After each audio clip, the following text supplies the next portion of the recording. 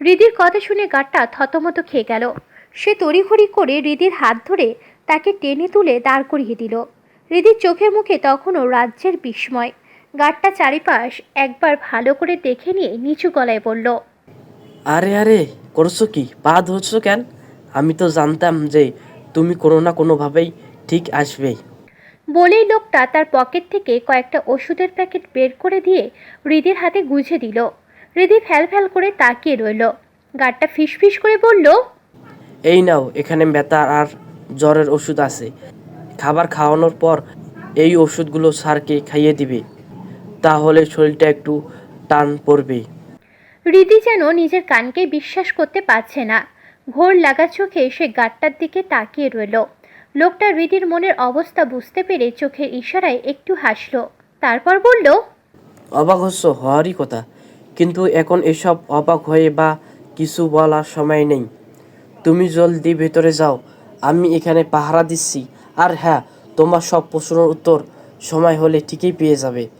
এখন আর এখানে এক সেকেন্ড দেরি করিও না, তাড়াতাড়ি যাও, না হলে বস একেবারে ঘুম থেকে উঠে পড়লে সব শেষ হয়ে যাবে। হৃদি আর কথা বাড়ালো না। মুহূর্তের মধ্যে খাবারের প্লেটটা হাতে নিয়ে বিড়ালের মতো চুপি সেই অন্ধকার স্যাঁতস্যাঁতে ঘরটাতে ঢুকে পড়ল।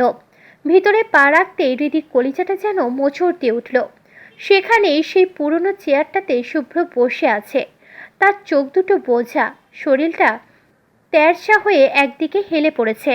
সারা শরীরের উপর নিভানের সেই পাশবিক নির্যাতনের চিহ্ন। প্রতিটা জায়গা লাল হয়ে ফুলে উঠেছে, নীলচে হয়ে আছে কালশিটে। হৃদির চোখের বাঁধ যেন ভেঙে গেল। ঝাপসা দৃষ্টিতেই শুভ্র সেই বিধ্বস্ত শরীরের দিকে তাকিয়ে সে খুব ক্ষীণ আর কাঁপা কাঁপা গলায় ডাক দিল, শুভ্র ভাই। শুভ্র খুব ধীরে ধীরে নিস্তেজ মাথাটা তুলে হৃদির দিকে তাকালো। হৃদিকে দেখা মাত্রই তার চোখের চাউনি শক্ত হয়ে এলো।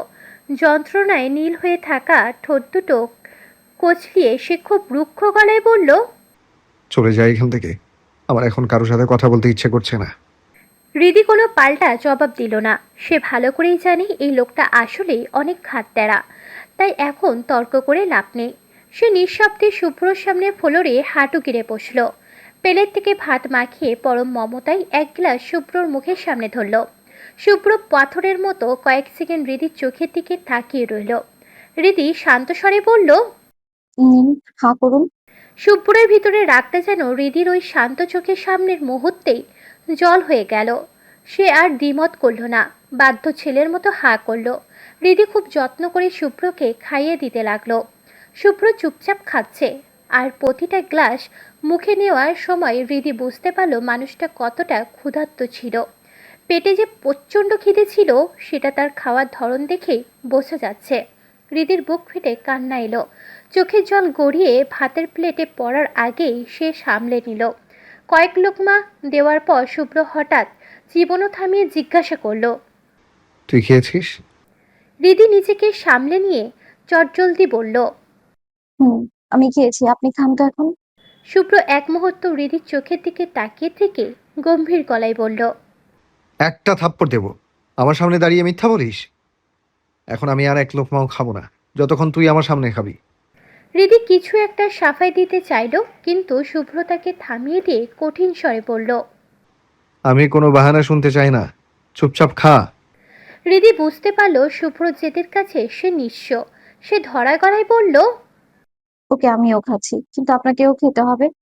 এই বলে হৃদি একই প্লেট থেকে নিজেও খেতে থাকলো আর শুভ্রকেও খাইয়ে দিতে থাকলো। হৃদি মনে মনে অবাক হলো, সে যে খায়নি শুভ্র সেটা বুঝলো কি করে? মানুষটা কি তবে তার মনের ভাষা, চোখের ভাষা সব পড়তে পারে? এক প্লেটে দুজনের এই নিভৃত আহার যেন চারিপাশের নৃশংসতাকে কয়েক মুহূর্তের জন্য আড়াল করে দিল। খাওয়া শেষ করে হৃদি খুব যত্ন করে নিজের ওড়নার আঁচল দিয়ে শুভ্রর ঠোঁটে লেগে থাকা উচ্ছিষ্ট মুছে দিল। তারপর সেই গার্ডের দেওয়া ব্যথানাশক আর জ্বরের ওষুধগুলো খাইয়ে দিল। সবশেষে হৃদি একটা দীর্ঘশ্বাস ফেলে জিজ্ঞাসা করল, আচ্ছা শুভ্র ভাই, আপনি কেন নেহাকে বিয়ে করতে রাজি হচ্ছেন না? নেহাপু দেখতে তো অনেক সুন্দর আর স্মার্টও অনেক। শুভ্রর গলার স্বরে এক অদ্ভুত শীতলতা ভর করল।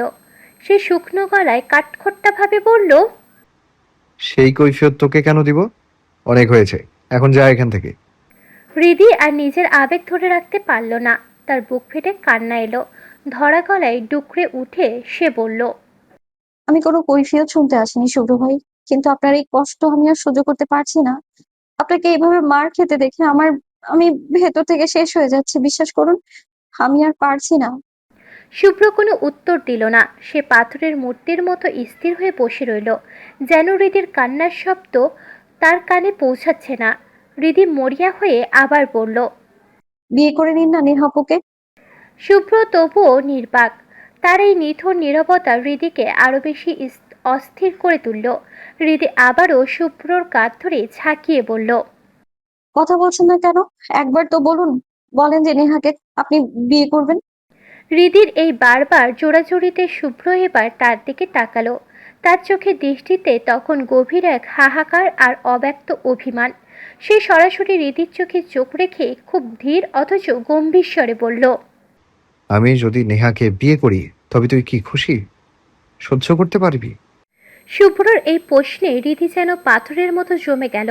তার ঠোঁট দুটো কেঁপে উঠল। বুকের ভিতরটা যেন বিষাক্ত কোনো ক্ষততে ভরে গেল। শুভ্রকে অন্য কোনো নারীর পাশে দেখার কল্পনা করারও তার কাছে দম আটকে মারা মারা যাওয়ার মতো যন্ত্রণাদায়ক।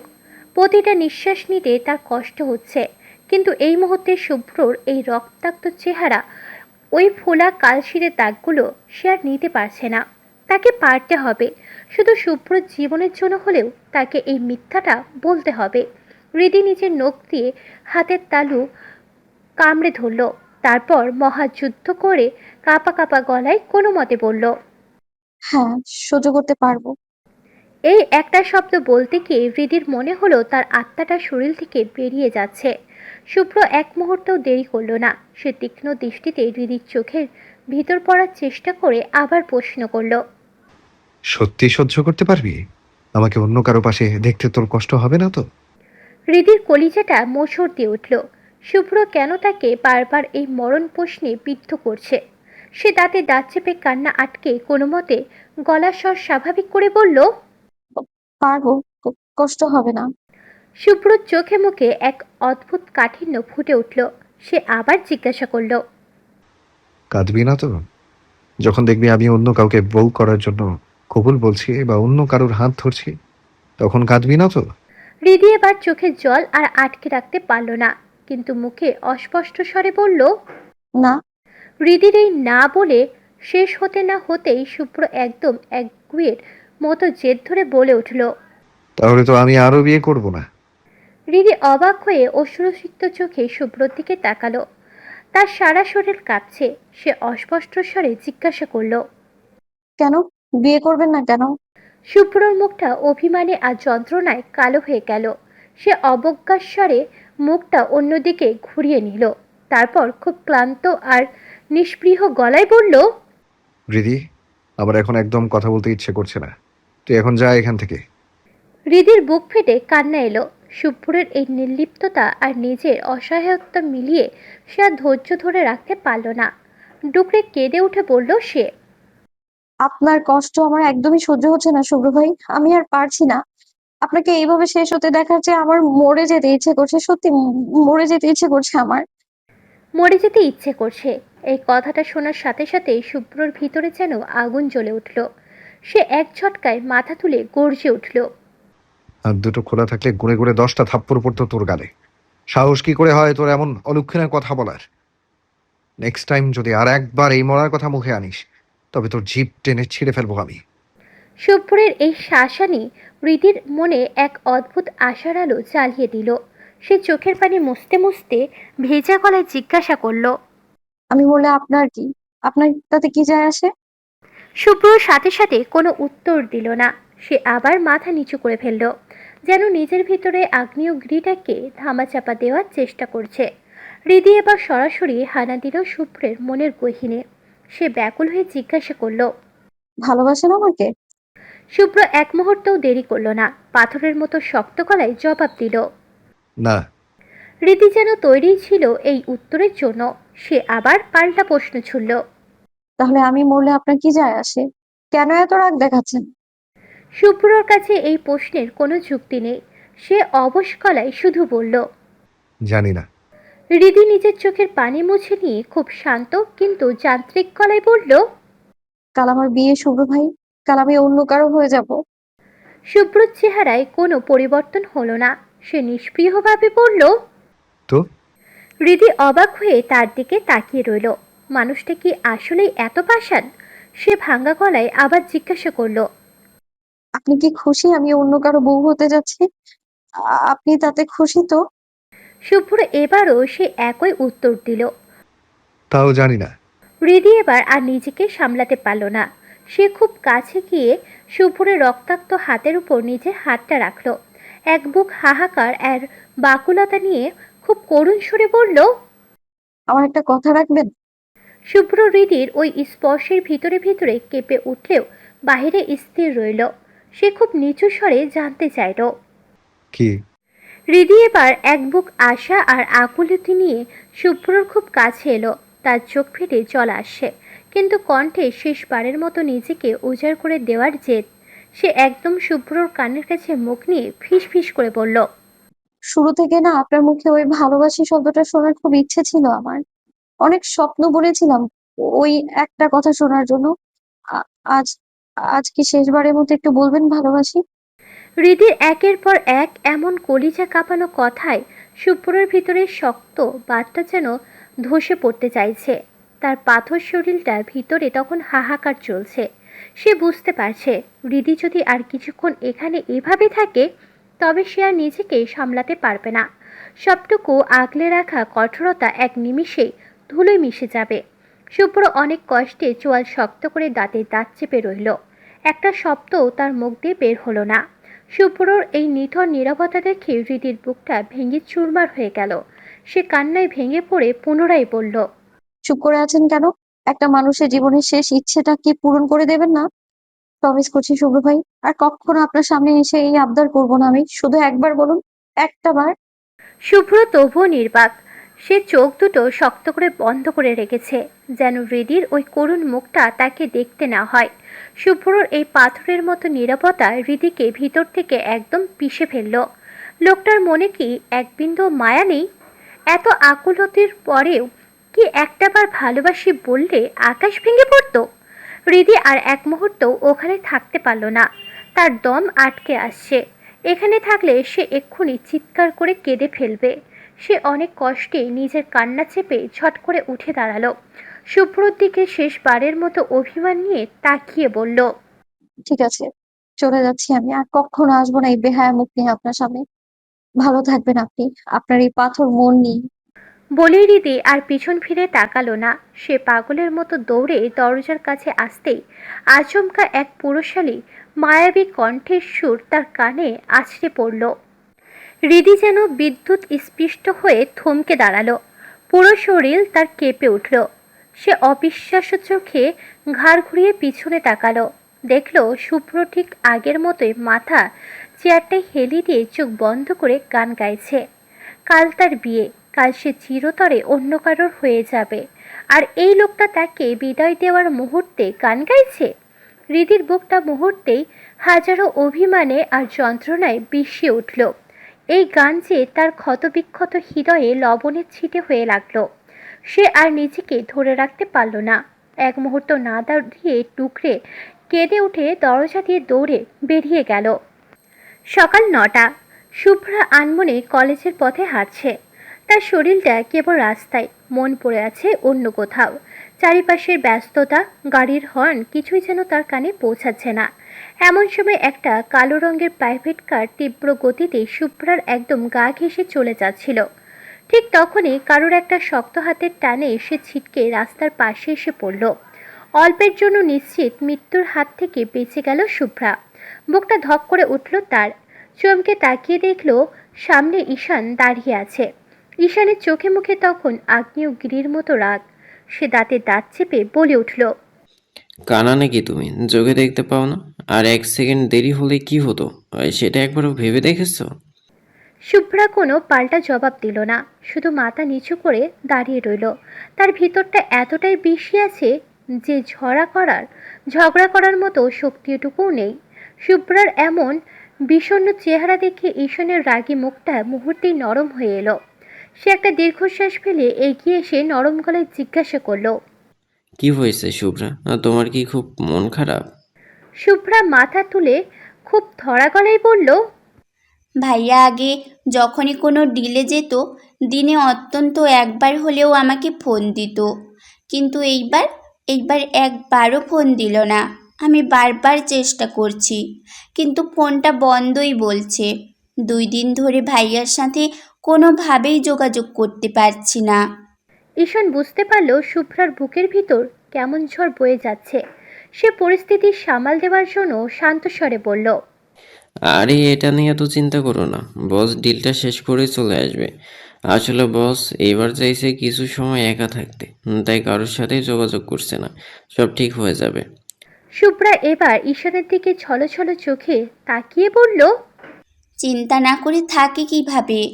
একদিকে ভাইয়ার কোনো খবর নেই, অন্যদিকে রিদিরও কোনো খোঁজ পাচ্ছি না। মেয়েটা বেঁচে আছে নাকি মরে গেছে কেউ জানে না। যে যেখানেই রাখুক না কেন, আল্লাহ যেন ওকে অন্তত সহি সালামত ভালো রাখে। ঈশান আর কথা বাড়ালো না। শুভ্রার দুশ্চিন্তা মাখা মুখটা দেখে তার নিজেরও খারাপ লাগছে, কিন্তু সত্যিটা এই মুহূর্তে বলা সম্ভব নয়। সে নিজের বাইকটা এগিয়ে এনে আলতো স্বরে বলল, ওঠো, তোমাকে কলেজে নামিয়ে দিয়ে আসি। শুভ্রাও আর দ্বিমত করল না। যান্ত্রিকভাবে বাইকের পিছনে গিয়ে বসল সে। কয়েক মিনিটের মধ্যেই ঈশান শুভ্রার কলেজের গেটের সামনে বাইক থামালো।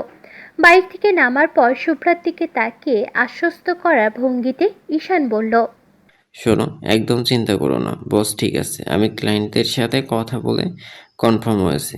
তাই প্লিজ রাস্তায় এভাবে আনমনে হেঁটো না, যে কোনো সময় বিপদ হতে পারে। আর সময় হলে রীতিও ঠিক ফিরে আসবে। এখন যাও, মন দিয়ে ক্লাস করো। বলেই ঈশান বাইক স্টার্ট দিয়ে হুশ করে রাস্তা দিয়ে চলে গেল। কিন্তু কিছুটা পথ যেতেই ঈশানের পকেটে থাকা ফোনটা সজোরে বেজে উঠল।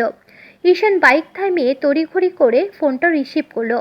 ওপাশ থেকে কিছু একটা শোনার সাথে সাথেই ঈশানের চোখে মুখে এক পৈশাচিক আনন্দ আর বিজয়ের হাসি ফুটে উঠল। ফোনটা পকেটে রেখে সে বিড়বিড় করে নিজের মনেই বলল, বস আপনি সত্যি অসাধারণ, মানতেই হবে। আপনার মাথায় বুদ্ধি আছে অনেক। বলেই সে পূর্ণ গতিতে বাইক চালিয়ে নিজের গন্তব্যের দিকে রওনা দিল। আসলে পর্দার আড়ালের কাহিনীটা হলো শুভ্র যে এখন নিভানের ডেরায় বন্দি হয়ে নরক যন্ত্রণা ভোগ করছে সেটা ঈশান শুরু থেকে জানে। কিন্তু বাড়ির লোক জানলে হুলুস তুলুস পড়ে যাবে বলে ঈশান কৌশলে শুভ্রর বাবা সোহান চৌধুরী আর শাহেরা চৌধুরীকে বুঝিয়ে রেখেছে যে শুভ্র একটা অত্যন্ত জরুরি ডিলে দেশের বাইরে গেছে। হাতে একদম সময় ছিল না বলে কাউকে জানিয়ে যেতে পারেনি। আর ডিল শেষে সে কিছুটা সময় একা থাকতে চায়, তাই যেন কেউ তাকে ফোন দিয়ে বিরক্ত না করে। লাল টকটকে বেনারসি শাড়ি, গায়ে ভারী গয়না আর চুলে তাজা গোলাপের সুগন্ধ সব মিলিয়ে অপূর্ব এক রাজকন্যার মতো বউ সেজে বসে আছে হৃদি। কিন্তু হৃদির কাছে আজ এই দামি বেনারসিটাকে বিয়ের শাড়ি মনে হচ্ছে না। মনে হচ্ছে এক টুকরো সাদা কাফনের কাপড়, যা দিয়ে কিছুক্ষণ পরই তাকে জ্যান্ত কবর দেওয়া হবে। হৃদির চোখ থেকে অঝরে অশ্রু ঝরছে। চোখের লোনা জলগুলো কাজল লেপ্টে একাকার হয়ে গেছে, কিন্তু সেদিকে তার বিন্দুমাত্র খেয়াল নেই। সে শুধু পাথরের মতো মাথা নিচু করে নিজের নিঃশব্দ হাহাকারগুলো ঝরিয়ে দিচ্ছে। কতটা যে ভালোবাসে সে শুভ্রকে, যাকে নিয়ে হাজারো স্বপ্ন বুনেছে, যার জন্য বউ সাজবে বলে কতদিন রাত স্বপ্ন দেখেছে। আর সেই শুভ্র নামক মানুষটাকে সে চিরতরে হারিয়ে ফেলছে। আজ তার এই সাজ, এই রূপ সবই অন্য কারোর জন্য। হৃদির ভিতরটা দুমড়ে মুচড়ে যাচ্ছে। প্রতিটা নিঃশ্বাসে মনে হচ্ছে কেউ যেন বিষ ঢেলে দিয়েছে। ইচ্ছে করছে এখনই সব শেষ করে দিয়ে মরে যেতে। হৃদি আর নিজেকে ধরে রাখতে পারল না।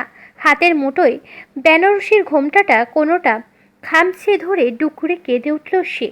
তার অস্পষ্ট আর্তনাদ যেন দেওয়ালগুলোতে ধাক্কা দিয়ে ফিরে আসছে।